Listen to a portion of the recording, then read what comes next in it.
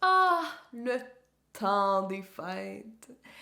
Le temps des fêtes, ça rime avec beaucoup trop de bouffe, des questions de ma tante malaisantes, mais surtout, films d'horreur. Quoi? C'est pas quelque chose qui rime avec temps des fêtes, vous autres? Les hurlements, les massacres? Moi, ça fait magie de Noël dans mon livre à moi.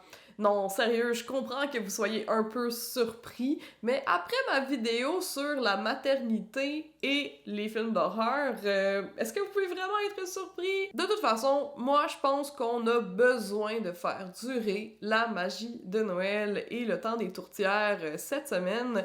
Donc, je vous propose plusieurs films qui mélangent justement horreur avec Noël. Est-ce que ça aurait été plus logique de faire ça en décembre? Absolument. Est-ce que j'étais trop déprimée avec le nouveau confinement pour le faire? Absolument. Le premier film dont je vais vous parler, c'est le plus méconnu de la gang, mais non le moindre. Si vous êtes nouveau sur ma chaîne, n'ayez crainte, je ne vais pas faire de spoiler, je vous laisse le découvrir par vous-même si ma vidéo vous en a donné l'envie. Si vous me connaissez un peu, vous savez que j'aime particulièrement des genres cinématographiques qui sèment la controverse chez les cinéphiles. Par exemple, l'horreur et les comédies musicales. Puis je capote particulièrement quand ces deux genres-là se marient ensemble pour faire un chef-d'œuvre, des chefs-d'œuvre de série B. Par exemple, pensez à Rocky Horror Picture Show, Sweeney Todd, The Little Shop of Horror ou encore la comédie musicale de Evil Dead. Anna and the Apocalypse est, vous l'aurez deviné, une comédie musicale, mais aussi un film de zombies, mais aussi un film de Noël. Et oui, il a été projeté pour la première fois au festival Fantasia en 2017, dont nous avons une édition à chaque année à Montréal. Mais il a aussi raflé tous les prix en 2018 au Toronto After Dark Film Festival en 2018. Puis ça, c'est un festival que je connaissais pas, mais que j'ai connu, puis je suis full excitée. C'est un festival à Toronto de films d'horreur un peu méconnus qui se passe justement After Dark, donc pendant la nuit, en octobre. Ça a l'air vraiment cool! J'aimerais essayer y aller. Fin de la parenthèse. Il y a de quoi qui m'attire dans les films pour ados. C'est comme Mean Girls, mais même les choses un peu caves, là, genre Riverdale, no wait.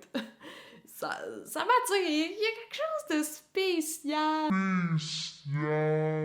d'en voir des films, démontrer une vision de secondaire qui a pas du tout rapport avec ce que moi j'ai vécu. Mais je trouve ça toujours bizarre quand c'est des trentenaires qui portent du cache-barbe, qui jouent des adolescents de 14 ans.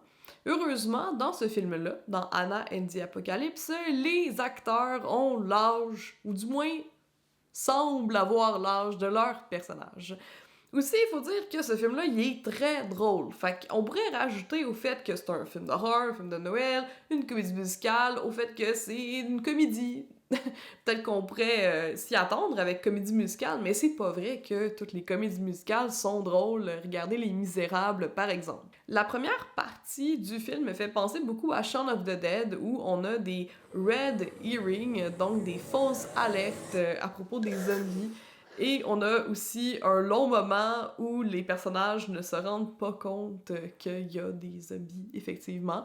Comme le titre du film l'indique, on suit Anna, qui est notre final girl classique de film d'horreur, sauf que Anna, elle a couché avec Nick, le bully de l'école, rien de moins, qui est aussi un esti de gros jambon. Anna partage aussi l'écran avec son meilleur ami John, qui porte le meilleur chandail de Noël ever et qui secrètement est amoureux d'elle, ce qui fait quand même partie de l'histoire du film. On a aussi Steph, notre représentation queer, qui est vraiment une vraie représentation queer, genre elle nomme le fait qu'elle est lesbienne, mais c'est tout, pis c'est le fun. Voilà, j'ai rien d'autre à dire là-dessus, sauf que l'actrice chante vraiment bien. En fait, tous les acteurs chantent spectaculairement bien dans ce film-là.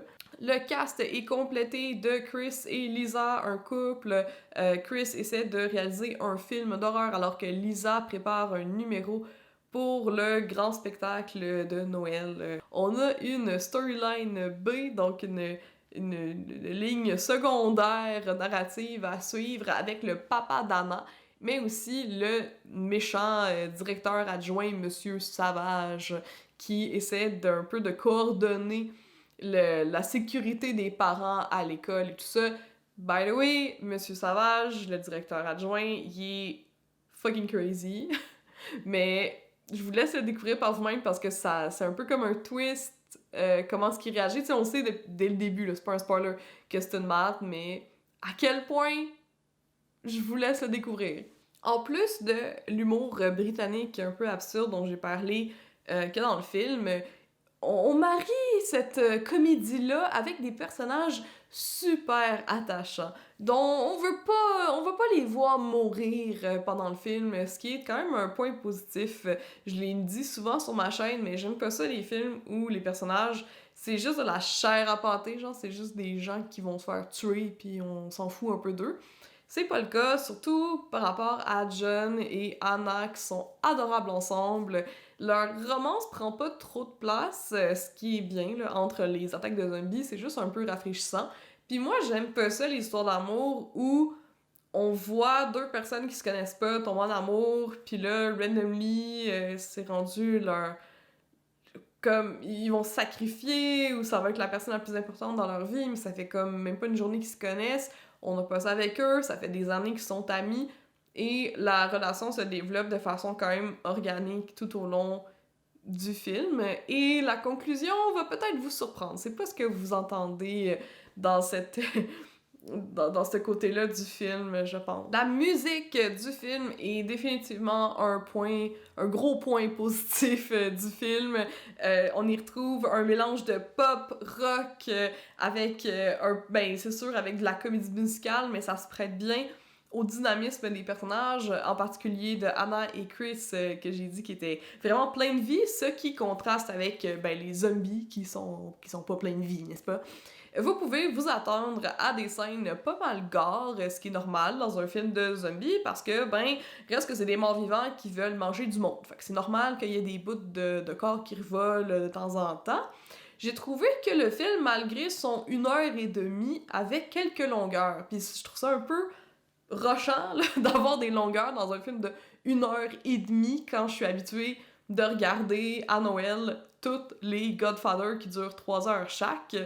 Croyez-moi, quand je vous dis que on aurait pu couper une partie de déplacement, rencontrer des zombies, déplacement, rencontrer des zombies, genre on a compris qu'ils se déplacent, la gang, vers l'école. Il y a un bon 25 minutes là, dans le film qui est de trop.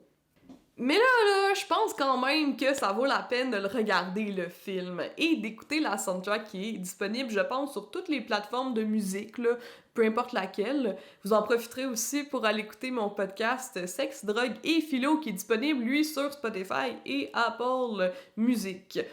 En ce qui concerne le film, vous pouvez le regarder sur Prime et le louer sur YouTube. Je sais pas s'il est disponible ailleurs, mais vraiment, je vous encourage à le découvrir et à l'ajouter à vos classiques des fêtes. C'est tout pour la vidéo aujourd'hui. Merci de l'avoir regardé jusqu'au bout. Si vous voulez m'aider, un pouce, genre de liker la vidéo, ça aide vraiment beaucoup avec la magie de l'algorithme. Et sinon, tous mes liens sont dans la description. Je suis surtout active sur Instagram si vous voulez me suivre là. Sinon, à très bientôt pour d'autres découvertes qui marient tant des fêtes et horreur. D'ailleurs, ça m'intéresse de savoir ce que vous en pensez de ce mariage-là un petit peu insolite. Vous pouvez m'en parler dans les commentaires. Bye!